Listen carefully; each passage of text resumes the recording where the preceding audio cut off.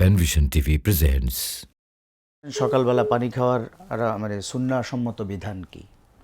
এটা কি সকালবেলার পানিটা এটা ওয়াটার থেরাপি বলা হয় এটাকে।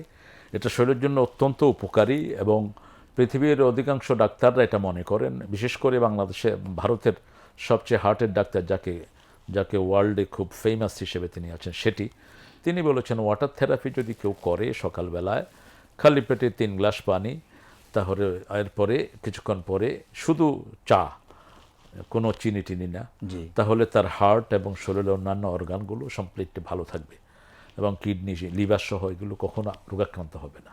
জি আর এমনি তো ওয়াটার থেরাপিটা একটা বিশাল একটা জি চিকিৎসার জিনিস।